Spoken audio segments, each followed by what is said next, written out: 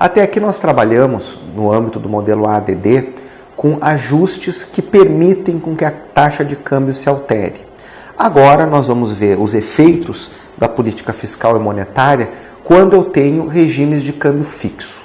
Então nós estamos trabalhando aqui, por simplificação, com as chamadas soluções extremas, ou seja, ou o regime de câmbio é totalmente flutuante, ou eu tenho um regime de câmbio totalmente rígido ou câmbio fixo. No mundo real, como nós vamos ver mais adiante em outras sessões, há um conjunto de regimes cambiais intermediários. Agora, para entender, ou antes de fazer a discussão sobre regime de câmbio fixo, é importante lembrar por que deve se estudar regimes de câmbio fixo. Até porque, em muitos países, certamente essa experiência dos Estados Unidos, por exemplo, e de outras economias avançadas, desde o começo dos anos 70, predomina a flutuação cambial. Notem que ao longo do padrão ouro nós tínhamos no final do século XIX até a Primeira Guerra Mundial e uma tentativa de retorno posteriormente, nós vamos tratar isso no módulo 6 do nosso programa, nós vivemos com regime de câmbio fixo. Depois, no pós-guerra, a mesma coisa. O acordo de Bretton Woods vai produzir um regime de câmbio fixo. A diferença do padrão ouro aqui, antes os governos fixavam o valor das suas moedas frente ao ouro, era um ativo de reserva, no acordo de Bretton Woods era frente ao dólar. Né? Mas nós tivemos dois exemplos aí de câmbio fixo por longos períodos de tempo. Do começo dos anos 70 para cá, há o abandono do câmbio fixo. Os Estados Unidos não vão mais manter o dólar atrelado ao ouro e os demais países não vão mais manter suas moedas atreladas ao dólar. E passa a ter flutuação. Mas em muitos países, em muitas regiões do mundo, os governos vão acabar ligando as suas moedas a moedas mais fortes para tentar estabilizar suas economias. Então essa é uma razão pelos quais se deve estudar regime de câmbio fixo. Em muitos momentos, nos últimos 40, 50 anos, países emergentes em desenvolvimento estabilizam suas economias vinculando as suas moedas por meio de regime de câmbio fixo a moedas mais fortes, o dólar, por exemplo. Nós vamos ter também acordos que vão produzir arranjos regionais e que no limite vão criar moedas supranacionais. O caso do euro é o caso mais exemplar. Antes da criação do euro, os países que hoje compõem a área do euro fixaram o valor das suas moedas entre si. Hoje há países na Europa que pertencem à União Europeia, mas que ainda não pertencem à área do euro, que têm regimes de câmbio fixo ligando suas moedas ao euro. Entender o regime de câmbio fixo também nos ajuda a entender outros regimes de flutuação administrada. Então, a flutuação administrada, os arranjos de moedas regionais, as estratégias de países emergentes de desenvolvimento e das antigas economias do bloco socialista, que passam a ser economias de mercado, que vão estabilizar suas moedas ligando-as a moedas mais fortes, e o fato de que no passado nós já tivemos regimes de câmbio fixo, nada impede que no futuro possamos voltar a tê-los, são fontes de estímulo para estudar o regime de câmbio fixo. E qual é o compromisso básico do regime de câmbio fixo? O regime de câmbio fixo significa que a autoridade monetária estabelece um compromisso de manter a quantidade de moeda doméstica atrelada a algum ativo de reserva a um determinado preço. E, portanto, ao fazê-lo, perde-se a autonomia da política monetária. O que governa a política monetária é a variação deste preço ou a variação do estoque deste ativo de reserva. Uma forma de compreender isso é exatamente olhar como é que a autoridade monetária atua quando está num regime de câmbio fixo. Vamos lembrar o seguinte, num regime de câmbio flutuante, se a oferta de moeda estrangeira sobe, o ajuste se dá por uma queda do preço da moeda estrangeira. Então, imaginem lá um gráfico de oferta e procura, a oferta vamos imaginar que a moeda estrangeira é o dólar e a moeda nacional é o real, por simplificação.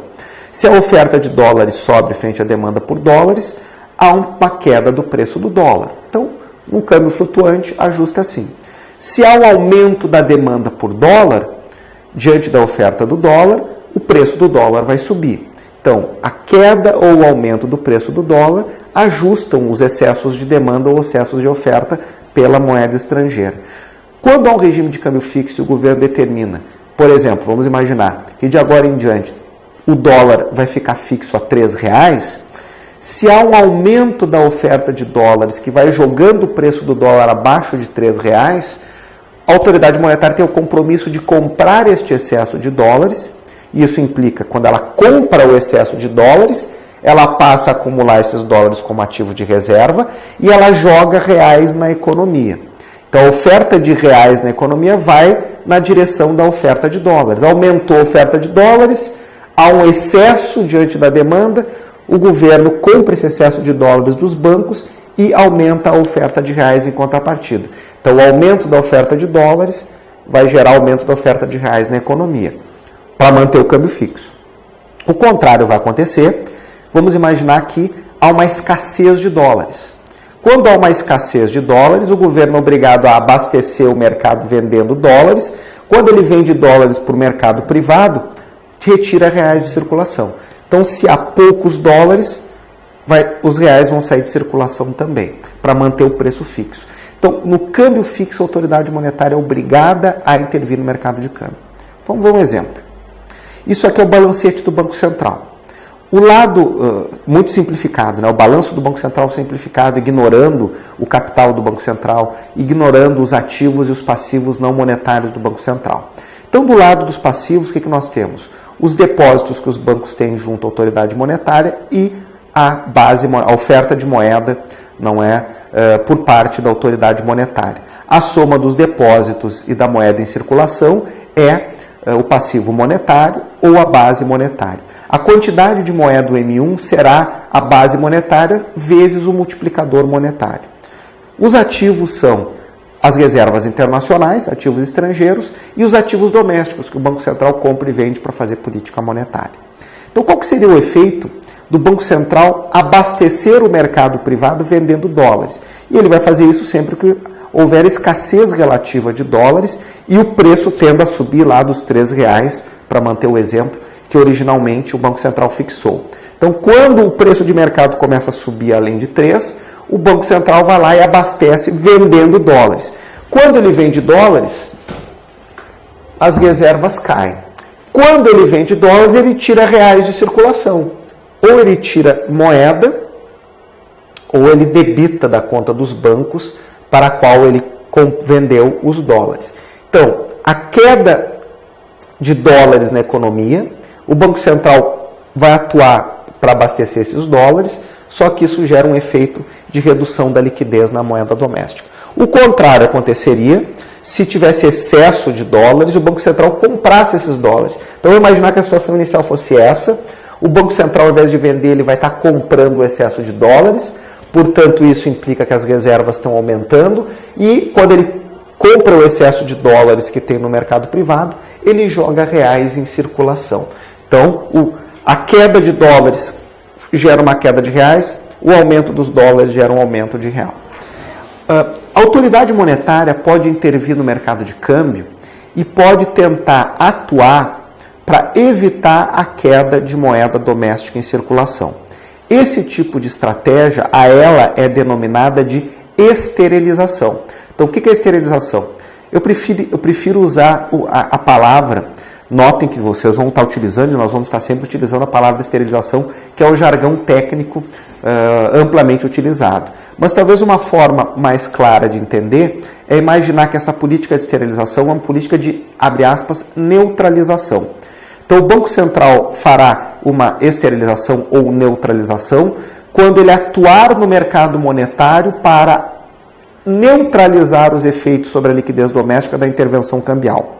Vamos dar uma olhada no exemplo. Então, vamos imaginar aqui a situação inicial do balancete do Banco Central. Faltam dólares no mercado, o Banco Central vai lá e vende suas reservas. Quando ele faz isso, ele tira reais de circulação. Na sequência, ele quer neutralizar este efeito. O que ele vai fazer? Ele vendeu ativos em moeda estrangeira, retirou reais de circulação. Ele irá agora comprar no mercado monetário ativos em moeda doméstica. Ao fazer isso, ele joga reais em circulação na economia. Então, a neutralização significa uma operação em sentido contrário à operação de venda de ativos estrangeiros, terá uma de compra de ativos domésticos. A neutralização ou esterilização, para usar o termo técnico, se fosse uma compra, seria também o contrário. Eu compro dólares, e isso implicaria, aqui em cima, num aumento da quantidade de reserva, eu vou jogar reais na economia. Se eu quiser retirar esses reais da economia, eu vou lá e vendo ativos domésticos para os bancos. E, portanto, o meu estoque de ativos domésticos diminuiria. Então, a autoridade monetária, no regime de câmbio fixo, ela é obrigada a permanentemente comprar e vender dólares para manter o preço do dólar fixo. Quando faz isso, muda a quantidade de reais na economia, ela pode tentar neutralizar operando no mercado monetário no sentido contrário.